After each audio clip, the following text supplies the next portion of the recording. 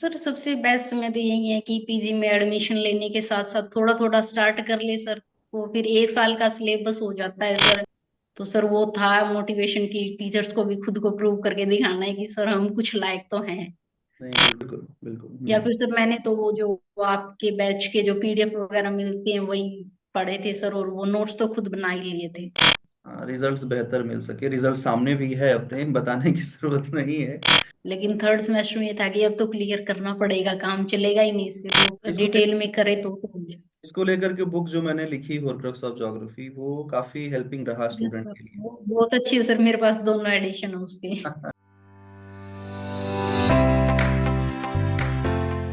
Hello everyone, very welcome to AKJ academy.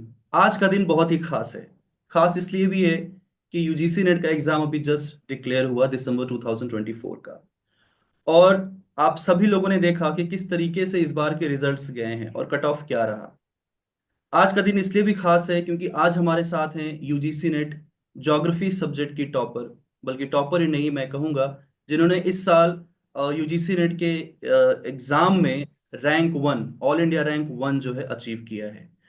मैं स्वागत करना चाहूंगा पूजा रानी का, जिन्होंने इस साल दिसंबर 2024 में 300 में से 228 मार्क्स अचीव किया, और वो भी 100 परसेंटाइल के साथ, पूरे पूरे 100 परसेंटाइल्स।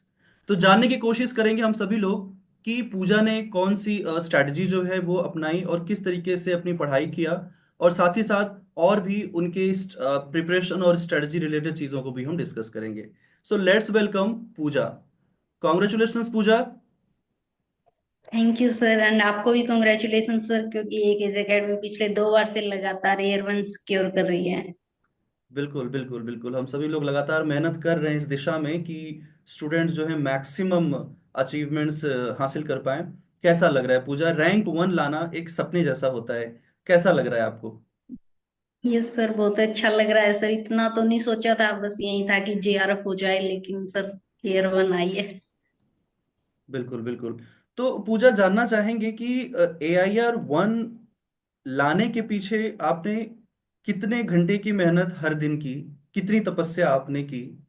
और हर स्टूडेंट चाहता है कि उसका JRF एग्जाम क्वालिफाई हो, लेकिन आपने वो कारनामा किया है जो कोई सोचता भी नहीं है। तो मैं जानना चाहूंगा, हमारे जो लिसनर्स हैं, जो स्टूडेंट हैं, जो आने वाले जून या दिसंबर एग्जाम की तैयारी कर रहे हैं, या आने वाले जो स्टूडेंट हैं भविष्य में एग्जाम देना चाहते हैं, वो जानना चाहेंगे कि आपने कब और कैसे यूजीसी नेट एग्जाम की तैयारी को शुरू किया। सर मतलब मैंने ड्यूरिंग एमएससी स्टार्ट कर लिया था सर, और थर्ड सेमेस्टर सर दिसंबर 2023 में मेरा पहली बार नेट हो गया था सर। अच्छा। लेकिन फिर मेरा जून की जो कैंसिल हुआ सर, उसमें अच्छे नंबर थे, लेकिन वो कैंसिल हो गया सर, और री ठीक ठीक हुआ था सर वहाँ नेट। क्या आपका एनटीए यूजीसी नेट का एग्जाम क्वालिफाई नहीं हो रहा? बार बार एग्जाम में अपीयर होने के बाद भी स्कोर इंप्रूव नहीं हो रहा? या आप चाहते हैं कि एक बार में ही आपका एग्जाम क्वालिफाई हो जाए? इन सारे प्रॉब्लम्स का एक ही सॉल्यूशन है, एकेजे एकेडमी का super scholar batch. Super scholar batch में आपको मिलता है 1-to-1 mentorship, printed study materials, test series, weekly test, monthly test, doubt sessions, e books, PhD guideship और भी बहुत कुछ, जो आपको कहीं और नहीं मिलने वाला। फिर देर किस बात की? डाउनलोड कीजिए एकेजे एकेडमी ऐप और कीजिए अपने सपनों को साकार। तो सर साथ में कंसेप्ट क्लियर करने जरूरी थे सर, क्योंकि नेट का पैटर्न चेंज हो रहा है सर, कंसेप्ट ज्यादा पूछे जा रहे हैं। तो हाँ। वो सर सारे कंसेप्ट क्लियर किए सर, और मतलब नोट्स भी बनाए सर, फैक्चुअल नोट्स बना रखे हैं, कंसेप्ट समझे सर सारे। और हम्म। सर वो फिर उससे अटेम्प्ट दिया, तब सर इस बार सारे रिकॉर्ड्स ब्रेक हो गए। बिल्कुल बिल्कुल। तो पूजा, आपने बताया कि आपने अपने MSc थर्ड सेमेस्टर से पढ़ाई शुरू की, हाँ? Yes sir. तो थर्ड सेमेस्टर में आपने अपनी पढ़ाई शुरू की, तो आपको क्या लगता है कि वो एकदम सही समय है यूजीसी नेट के एग्जाम की तैयारी को शुरू करना? या आपके अकॉर्डिंग क्या लगता है कि अब आप लगभग 2 सालों का आपका प्रिपरेशन रहा, तो आपको क्या लगता है कि एक स्टूडेंट के लिए कौन सा समय सबसे बेहतर रहेगा? सर सबसे बेस्ट में तो यही है कि पीजी में एडमिशन लेने के साथ साथ थोड़ा थोड़ा स्टार्ट कर ले सर। वो फिर एक साल का सिलेबस हो जाता है सर। तो कहीं ना कहीं वो भी नेट का ही सिलेबस है सर, जो हम पीजी में पढ़ रहे हैं। हम्म। तो सर उससे काफी हेल्प होती है, और साथ में अगर थोड़ा थोड़ा ध्यान दिया जाए तो नेट तो ड्यूरिंग एमएससी निकाला ही जा सकता है सर आसानी से। बिल्कुल तो बिल्कुल। ये सही तो आप तो मानते हो कि थर्ड। यूजीसी नेट का सिलेबस जो है और अपना अपने मास्टर्स के लेवल का सिलेबस कहीं ना कहीं मैच करता ही है? ये सर सिलेबस सेम ही है, बस थोड़ा कम है पीजी का सिलेबस नेट से, तो कंसेप्ट आधे तो क्लियर वहां हो जाते हैं सर। हम्म तो फिर वो उसका फिर आगे बेनिफिट मिलता है सर, ज्यादा वो मेहनत नहीं करनी पड़ती सर जब अकेले नेट की तैयारी स्टार्ट करते हैं, तो अगर वहां से ढंग से समझा हुआ है सब कुछ तो वो फिर हेल्प करता है सर जेआरएफ तक पहुंचने में। बिल्कुल बिल्कुल। तो पूजा, हम जानना चाहेंगे कि आपने कितने घंटे की पढ़ाई की, पूरे दिन की आपकी क्या स्ट्रैटेजी होती थी? क्योंकि स्टूडेंट सोचते हैं कि इतना बड़ा सिलेबस है, कैसे कवर किया जाए उसको। नहीं सिलेबस सर इतना भी बड़ा नहीं है, अगर साथ साथ कवर किया जाए तो। लेकिन अगर इकट्ठा कर ले तो वो फिर बहुत बड़ा है सर, नहीं होता। हम्म तो उसमें ज्यादा तो नहीं सर, 5-6 घंटे दिल्ली करे तो। और साथ में सर ये है कि पहले क्लासेस लगा के कंसेप्ट क्लियर कर ले, उसके बाद दोबारा क्लासेस लगा के नोट्स बनाए, तो सर फिर बाद में रिवीजन में बहुत हेल्प होती है सर। लेकिन हम्म एक ही बार में अगर कंसेप्ट भी क्लियर कर रहे हैं नोट्स भी बना रहे हैं तो वो फिर सर सारा एक साथ मिक्स ही हो जाता है। तो मैंने सर यही किया था कि पहले क्लासेस लगा के सारे कंसेप्ट क्लियर कर लिए सर, फिर दोबारा से क्लासेस स्टार्ट करके नोट फैक्चुअल नोट्स बना लिए सर, जो रिवीजन में हेल्प करते हैं बाद में। तो सर यही था सर, और एग्जाम से 15-10 दिन पहले सर सारी रिवीजन कर ली सर, और पीवाईक्यू तो मैन है ही सर। हम्म। पीवाईक्यू के बिना तो कुछ नहीं होगा सर, फिर तो पैटर्न ही नहीं समझ आएगा कुछ। नहीं बिल्कुल। पूजा, आप हरियाणा से हैं, राइट? Yes sir. कैसा माहौल है हरियाणा में इस एग्जाम के लिए? आपके घर में कैसा इन्वायरमेंट था आपकी पढ़ाई को लेकर के? सर हमारे घर में तो मैं एक ही हूँ सर, छोटी लगा लो बड़ी लगा लो, और बच्चे तो है नहीं सर घर में, बाकी सारे तो बड़े ही हैं। हाँ। सर हमारे माहौल है यहाँ पढ़ाई का, और मतलब अब सर मैं ही हूँ सर पहली जिसने पीजी की है लड़कियों में, तो पूरे परिवार में। क्या बात है। तो सर अब छोटी छोटी बहनों को मैं बोल रही हूँ सर, मोटिवेट कर रही हूँ उनको कि तुम पढ़ो, मेरा हो सकता है तो तुम्हारे पास तो और ज्यादा चांसेस हैं। बिल्कुल बिल्कुल। एक तब तरीके तो से सर हम पेरेंट्स लोग भी। जो हमेशा से सुनते आए हैं हरियाणा स्टेट के बारे में पढ़ाई को लेकर के, मैंने देखा है अपनी क्लासेस में कि हरियाणा से बहुत सारे स्टूडेंट हैं मेरे क्लास में, और ज्योग्राफी एक बहुत ही पॉपुलर सब्जेक्ट है पूरे हरियाणा में। ये बात सही है? Yes sir. ये सर बहुत पॉपुलर है हमारे कॉलेज में भी सर, फतेहाबाद जिले तक के भी स्टूडेंट आते हैं सर यहाँ एडमिशन के लिए, क्योंकि उस साइड ज्योग्राफी कम है तो वहां से स्पेशल बच्चे आते हैं यहाँ। आदमपुर सर बहुत छोटा टाउन है, लेकिन फिर भी यहाँ सर पीजी लेते हैं बच्चे, सिर्फ ज्योग्राफी के लिए स्पेशल यहाँ आते हैं सर, क्योंकि यहाँ की ज्योग्राफी काफी फेमस है और यहाँ के टीचर्स भी बहुत अच्छे हैं। काफी सारी यूनिवर्सिटीज भी हैं हरियाणा में, कुरुक्षेत्र हो गया, Yes, एमडीयू हो गया, सब काफी बड़े यूनिवर्सिटीज हैं जो अच्छा कर रहे हैं इस फील्ड में, स्पेशली ज्योग्राफी में। फिर सेंट्रल यूनिवर्सिटी हरियाणा भी जो ओपन हुआ महेंद्रगढ़ में, वह भी काफी अच्छा कर रहा है। तो डेफिनेटली सब्जेक्ट का बड़ा स्कोप है। मैं जानना चाहूंगा कि जब आपने पढ़ाई अपनी शुरू की तो कैसे शुरू की? जैसे होता नहीं एक स्टूडेंट के लिए कि वो, हाँ, यूजीसी नेट के एग्जाम को क्वालिफाई करना है, लेकिन डे वन से आपने कैसे पढ़ाई अपनी शुरू की कि आपको ये पता था पहले से ही कि मुझे क्वालिफाई करना ही है, लेकिन शुरुआत से आपने क्या अपना एक डेली रूटीन बना के रखा कि मैं आज ये पढ़ना है, सब्जेक्ट पढ़ना है, कल पेपर वन पढ़ना है, आज ज्योग्राफी में ये यूनिट पढ़ना है, कल पेपर वन में ये यूनिट पढ़ना है, या आपकी क्या अपनी कुछ अलग स्ट्रेटजी थी? सर वैसे स्पेसिफिक तो कुछ नहीं था, मुझे भी मेरे एक सुपर सीनियर मिले थे, मैंने लाइब्रेरी ज्वाइन की थी तो उन्होंने बताया था। मुझे स्टार्टिंग में तो कुछ ही नहीं पता था सर, तो उन्होंने मुझे कुछ फ्री क्लासेस वगैरह के बारे में बताया, आपके बारे में बताया कि आपकी क्लासेस मिल जाएंगे, जैसे हम्म फ्री में कुछ भी मिले तो वो यूट्यूब से। और मतलब उन्होंने बताया था सर कि पीवाईक्यू पे फोकस करो। तो सर फर्स्ट पहली बार तो सर सेकंड सेमेस्टर में ये था कि दे के ही आना है, कुछ पता तो था नहीं सर पेपर के बारे में। तो हम्म वो नहीं हुआ था सर, उस टाइम मेरे 2 क्वेश्चन कम रह गए थे। हम्म फिर थर्ड सेमेस्टर में तो क्लियर कर लिया सर, क्योंकि पता चल गया था सिलेबस भी लगभग पीजी वाला 75% कवर हो गया था। तो हम्म। सर फिर वहां से काफी हेल्प मिली, तो सर वो नेट तक तो पहुंची ही थी मैं वहां। नहीं, बिल्कुल बिल्कुल, मेहनत की आपने, बहुत ज्यादा मेहनत की। पहली बार जब आपका नेट हुआ तो कैसा फील हुआ?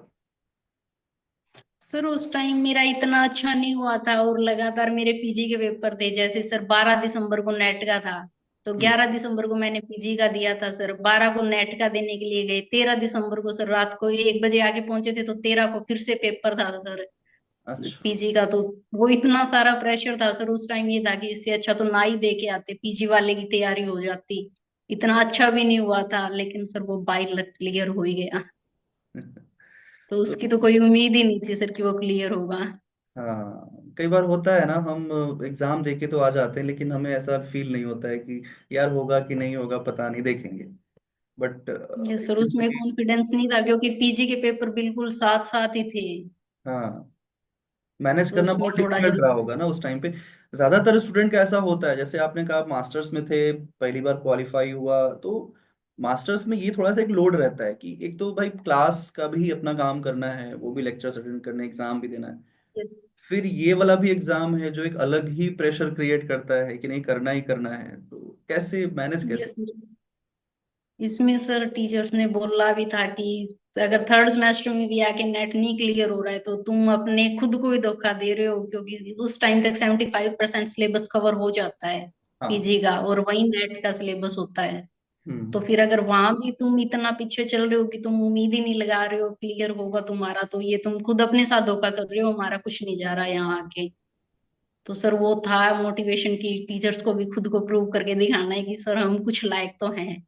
नहीं, बिल्कुल तो बिल्कुल। सर उसमें मैनेज किया सर, रात दिन में कॉलेज, रात को सर कॉलेज वाली भी पढ़ाई होती थी, फिर 1-2 घंटे सर नेट के लिए भी निकालना होता था कि कैसे भी करके ये भी करना ही है। तो सर हम्म। उससे तो हम इसको एक बैरियर मान सकते हैं या फिर नहीं, मास्टर्स का जो आपका अपना सिलेबस कवर करना, क्या वो एक बैरियर है सच में, एक नो यूजीसी सर, में। ये बैरियर नहीं है।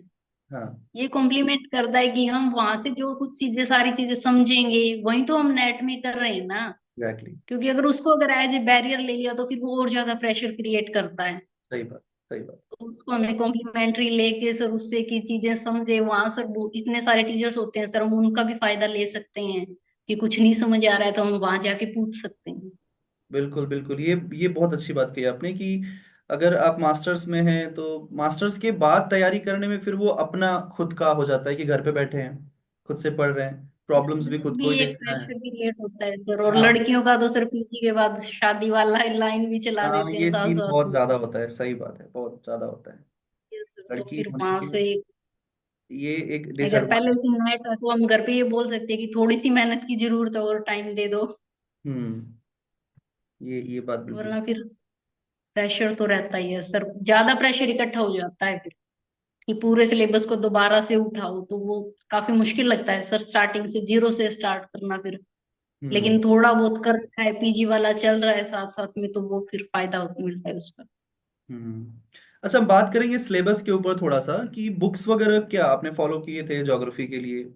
सर वो जो पीजी की बुक्स हैं सर, वो तो नेट के लिए नहीं यूज कर सकते सर, क्योंकि उनमें इतना ज्यादा सिलेबस है कि 6 महीने में तो 2 ही बुक्स कवर होती है सविंदर मोटी सिंह की मोटी तो। किताबें हैं बहुत। वो तो सिर्फ पीजी के एग्जाम देने के लिए यूज की जा सकती है सर, या तो ये हो सर कि उनसे नोट्स बना ले अपने साथ साथ में, बिल्कुल बिल्कुल। या फिर सर मैंने तो वो जो वो आपके बैच के जो पीडीएफ वगैरह मिलती हैं वही पढ़े थे सर, और वो नोट्स तो खुद बना ही लिए थे। हम्म। तो कहीं ना कहीं हम ये मान सकते हैं कि एकेडमिक्स की जो आप पढ़ाई कर रहे हैं, अपने जो भी बुक्स हैं आपके, जनरली स्टूडेंट सविंद्र सिंह की बुक को फिजिकल ज्योग्राफी के लिए फॉलो करते हैं, माजिद हुसैन की बुक ये को ज्योग्राफी ऑफ इंडिया के लिए, थॉट के लिए फॉलो करते हैं, या फिर जेपी शर्मा की बुक हो गई प्रैक्टिकल ज्योग्राफी के लिए फॉलो करते हैं, या आर एल सिंह की बुक हो गई वो भी प्रैक्टिकल ज्योग्राफी के लिए अच्छी है। बहुत सारी किताबें हैं मार्केट में, लेकिन ये है कि वो एकेडमिक्स को ध्यान, जहां पर आपको लिखना होता है, जहां पर कोई। ये सर वो थ्योरी के लिए ठीक है, हाँ। लेकिन आप। कंपटीशन के लिए उनको यूज नहीं कर सकते। बिल्कुल फिर बिल्कुल। 6 महीने में सिलेबस होगा ही नहीं कभी भी। हाँ, तो एक बुक को पढ़ने में ही आपको बहुत आराम से 2 महीने तो लग ही जाने, बहुत अगर तो डील करते हो तो। सर इतनी मोटी है सर सविंदर सिंह की बुक, एक ही बुक इतनी मोटी है सर, अगर मान लो जियोमोर्फोलॉजी उठा लेते हैं तो 2 महीने वो ही खा जाएगी। हाँ, बिल्कुल तो सर बिल्कुल। ऐसे नहीं हो पाएगा। बिल्कुल, हम लोगों ने कोशिश की है, मैंने काफी कोशिश की है कि आप लोगों को वो क्रिस्प मटेरियल दिया जा सके, तो जिससे आपको ये कम सर समय में ज्यादा है ही बेहतर नहीं, रिजल्ट्स जो जो, बुक लॉन्च हुई है वो तो है। रिजल्ट्स बेहतर मिल सके। रिजल्ट सामने भी है, अपने बताने की जरूरत नहीं है। ये तो सर कैसे, जब आप पढ़ाई कर रहे थे, अब हम थोड़ा सा पढ़ाई के मेन फोकस पे आते हैं, जब आप पढ़ाई कर रहे थे उस टाइम पे तमाम फीलिंग्स आती हैं, होगा नहीं होगा, तो ये सवाल आपके मन में भी आया था, होगा कि नहीं होगा, तो आया तो जरूर होगा, फिर आपने कैसे उसको डील इस किया। राम की से पहले तो यही चल रहा था कि अगर ना हुआ तो पूरा सिलेबस फिर से पढ़ना, इतना प्रेशर फिर से। तो वो बहुत हो जाता है सर कि पेपर 1 को भी कवर करना है, पैरेलल पेपर पेपर 2 को भी करना है। तो सर वो काफी ज्यादा प्रेशर होता है। हम्म। वो हैंडल करना थोड़ा तो मुश्किल होता है सर। फिर अंदर से ही होता है कि और बच्चों का भी तो हो ही रहा है, तो हम भी तो कर ही सकते हैं, वो भी तो हम में से ही निकल रहे हैं। बिल्कुल, सबसे बड़ा मोटिवेशन तो ये, मैं एक छोटी सी बात बताना चाहूंगा कि मैं जब अपने ग्रेजुएशन में था तो मेरे लिए उस टाइम पे ऐसा होता था कि कोई अगर क्वालिफाई कर गया कोई एग्जाम, सपोज जेआरएफ हो गया उसका, तो मुझे लगता था कि यार मतलब क्या पढ़ाई करते होंगे, कौन सी बुक पढ़ते होंगे, कैसे पढ़ते होंगे, जेआरएफ हो गया। और बाद में जब मास्टर्स में आया तो रियलाइज हुआ कि नहीं भाई, यही चीजें तो हैं जो हम पढ़ रहे हैं, वही वो भी पढ़ रहे थे। तो वो एक Yes. मेच्योरिटी है जो धीरे धीरे धीरे धीरे आपके दिलो दिमाग में आने लग जाती है, आप थोड़े चीजों को समझना शुरू कर देते हैं। तो डेफिनेटली ये चीज बहुत अच्छी बात है अपनी कही कि हम जब स्टार्ट करते हैं तो कहीं ना कहीं वो शुरुआत में लगता है होगा नहीं होगा। तो कभी ऐसा हुआ, कोई मोमेंट आया लाइफ में आपके कि कभी ऐसा लगा हो कि मतलब नहीं होगा ऐसा कुछ, या फिर आया ही नहीं? मतलब सर एक बार ही आया था जब मैंने सेकंड सेमेस्टर में दिया था सर, वो पूरा फिर सिलेबस वगैरह ढंग से देखा। उससे पहले तो ये था कि देख ही देखना है तो देख लेते हैं जैसे भी है। लेकिन थर्ड सेमेस्टर में ये था कि अब तो क्लियर करना पड़ेगा, काम चलेगा ही नहीं इससे। तो फिर ये भी लगता था कि नहीं हो पाएगा, लेकिन फिर भी अंदर से ये आता था कि नहीं, करना तो पड़ेगा ना, आज नहीं तो कल करना है। तो इससे पहले अच्छा है कि आज ही कर ले, कल का टाइम बचेगा। तो सर अच्छा इसलिए पूजा, फिर ये आपका कौन सा ज्यादा। अटेम्प्ट था टोटल? सर ये मेरा, अगर वो कैंसिल वाले को हटा दे तो फोर्थ अटेम्प्ट था सर। फोर्थ, उसको हटा दें तो फोर्थ तक, क्योंकि एग्जाम ही कैंसिल हो गया, सही बात। यस। फोर्थ अटेम्प्ट में हमने जो है एआईआर रैंक 1 अचीव किया। यस सर, काबिले जिसमें दो तारीफ, नेट सीआरएफ हो गया काबिले सर। तारीफ, काबिले थैंक तारीफ यू है, सर। क्योंकि हम बात कर रहे हैं पूजा रानी से जो हरियाणा की बेटी हैं और जिन्होंने इस साल यूजीसी नेट का एग्जाम 100% के साथ क्वालिफाई किया है, जहां टोटल मार्क्स 300 में से 228 आए हैं, 228। और ये मार्क्स अचीव करना, मैं हमेशा बोलता हूं आप लोगों को कि हमें कोशिश करनी है कि हम एटलीस्ट 110 क्वेश्चंस करेक्ट करें। 150 में से 40 क्वेश्चंस गलत कर दीजिए, लेकिन अगर आप 110 क्वेश्चन सही कर पाते हो तो आप कभी बाउंड्री लाइन पे नहीं रहोगे। मुझे बहुत सारे स्टूडेंट के मैसेज आए, मुझे बहुत अच्छे से याद है, इसी बार एक स्टूडेंट का मैसेज है, सर मेरे 103 क्वेश्चंस करेक्ट हैं जनरल कैटेगरी। तो व्हाट आई रिप्लाइड, मैंने क्या कहा, मैंने कहा बाउंड्री लाइन पे हैं। और गेस ये करिए सर इस जनरल। बार का कट ऑफ हाँ। क्या गया, 104 क्वेश्चन जनरल कैटेगरी के लिए। तो मैंने जो कहा कि ये बाउंड्री लाइन पे हैं, वो बेचारे रह गए बाउंड्री लाइन पे, 104 चला गया। तो इसीलिए मैं कहता हूं कि 110 क्वेश्चंस करेक्ट करिए 150 में से। आप कभी बाउंड्री लाइन पे रहोगे ही नहीं। और कैटेगरी कभी नहीं देखनी चाहिए, कभी भी अपनी कैटेगरी को देख करके पढ़ाई नहीं करना चाहिए। रिसोर्सेस सबके लिए बराबर है, किताबें वही हैं। हो सकता है आपका परिवेश, आपका पर्यावरण, आपका जो माहौल है वो आपको वैसा ना मिल पा रहा हो, लेकिन हमें उसे खुद बनाना पड़ता है। जीवन अगर हमें ये बदलना सर। है तो कोई बाहरी व्यक्ति आके नहीं बदलेगा, वो हमें स्वयं ही बदलना पड़ेगा उसे। तो पूजा ने भी वही बात कही कि आपको पढ़ना तो पड़ेगा ही, डेफिनेटली पढ़ना पड़ेगा, बिना पढ़े तो होगा नहीं। पेपर 1 में थोड़ा सा अगर हम पूजा आए तो क्या लगता है आपको कि पेपर 1 कितना सपोर्टिव है हमारे ज्योग्राफी में? क्योंकि मार्क्स तो पेपर 1 के बिना तो नहीं हो सकता सर। मार्क्स तो ऐड होते ही हैं उसके जो। भी, है ना? ये सर वो तो स्टूडेंट जरूरी पूछते है हैं कि करना। सर क्वालिफाइंग मार्क्स है क्या, मैं बोलता हूँ हाँ क्वालिफाइंग मार्क्स तो है, लेकिन उसका मार्क्स ऐड होता है मेरिट में आपके। और आपकी आपका जो टोटल नंबर है वो उसके जुड़ करके आता है उससे, तभी तो आपका ओवरऑल मार्क्स आता है। तो आपने अपनी क्या स्ट्रेटजी बनाई उसको लेकर के पेपर 1? सर पेपर 1 में भी वही है कि कंसेप्ट तो करने ही करने हैं, लेकिन साथ में पीवाईक्यू तो चलाने ही पड़ेंगे, क्योंकि उसके बिना फिर आगे जाके सोल्व ही नहीं होंगे। फिर चारों ऑप्शन सही लगते हैं वहां जाके कि ये वाला भी सही है, ये वाला भी सही है, ये वाला भी सही है। तो हम्म। पीवाईक्यूज तो करना ही है। और वैसे भी सर हमें ज्योग्राफी में तो बेनिफिट मिलता ही है कि हमें इन्वायरमेंट दोबारा नहीं करना पड़ता, एक बार में काम चल जाता है। हम्म। तो सर कहीं ना कहीं तो बेनिफिट मिलता ही है सर पेपर 1 में। लेकिन पीवाईक्यू तो दोनों में ही करने पड़ते हैं। प्रीवियस ईयर करना है, दोनों में ही करना है। बल्कि मैं तो ये यस। कहूंगा प्रीवियस ईयर पेपर 1 का अगर आप सिर्फ कर लो अच्छे से, सब कुछ डीआई हो गया, मैथ्स हो गया, रीजनिंग हो गया, टीचिंग, रिसर्च, सारा अगर आप पीवाईक्यूज ही अच्छे से कर लो, तो आपकी तैयारी बहुत अच्छी हो जाती है। तो जब आप उन पीवाईक्यूज ये को पढ़ते हो तो कहीं ना कहीं उसको पढ़ते भी हो आप, तो उससे भी पढ़ाई आपकी अच्छी हो जाती है। ये सर नेट तो पीवाईक्यू से ही पहुंचा जा सकता है, अगर डिटेल में मतलब अगर कोई एक पीवाईक्यू सोल्व किया है उसके चारों ऑप्शंस को सोल्व करे ढंग से कि ये वाला सही है तो सही क्यों और बाकी तीन गलत है तो गलत क्यों है, तो नेट तक तो आसानी से पहुंचा ही जा सकता है सर वहां हम्म। से इसको ले, डिटेल में करे तो पहुंचे। इसको लेकर के बुक जो मैंने लिखी हॉर्क्रक्स ऑफ ज्योग्राफी, वो काफी हेल्पिंग रहा Yes, स्टूडेंट sir। के लिए। वो बहुत अच्छी है सर, मेरे पास दोनों एडिशन है उसके। तो वो बुक में मैंने कोशिश की यही चीज करने की कि स्टूडेंट कई बार रह जाते हैं कि सर जो ऑप्शन करेक्ट है वो तो ठीक है, उसके बारे में तो पढ़ लिया, लेकिन बाकी ऑप्शंस के बारे में क्या? भाई बाकी तीन ये सर ऑप्शन वो पता होना इंपॉर्टेंट। चाहिए कि वो गलत है तो वो गलत क्यों हुए हैं, हाँ। तो वो चीज अगर पता है तो बाद में फिर सोल्व करने में आसानी होती है कि हाँ। पता है ये तो पहले से ही गलत है, चाहे उस क्वेश्चन को घुमा दे तो फिर सही निकालना थोड़ा इजी रहता है सर। तो वही है, प्रीवियस ईयर पेपर्स बिना सॉल्व किए आप सोच, अच्छा बहुत, हाँ एक प्रश्न है बड़ा ही अच्छा है कि स्टूडेंट पूछते हैं कि प्रीवियस ईयर पेपर कब सॉल्व करना शुरू करें, कब? वो तो सर जिस दिन तैयारी स्टार्ट करी है, पहला चैप्टर थ्योरी का पढ़ा है तो उसके साथ ही पीवाईक्यू तो स्टार्ट कर दे तो बेटर है, क्योंकि उसमें फिर पता चलता है कि इसका ये आंसर है तो मैंने थ्योरी में ये देखा था या नहीं देखा ध्यान से, ये वहां लिखा हुआ था। तो सर वो तो पहले दिन से स्टार्ट करना पड़ेगा, क्योंकि अगर ये है कि एक महीने पहले शुरू करेंगे तो वो तो सर फिर नहीं हो पाएगा, क्योंकि इतनी थ्योरी साफ हो जाएगी। तो वो हमें तो सर पीवाईक्यू साथ में को डे पैदल वन से, चलानी पड़ेंगे, चाहे 20 क्वेश्चन ही कर ले साथ में। हाँ नहीं बिल्कुल सही बात है। देखिए पीवाईक्यू का अपना रोल है।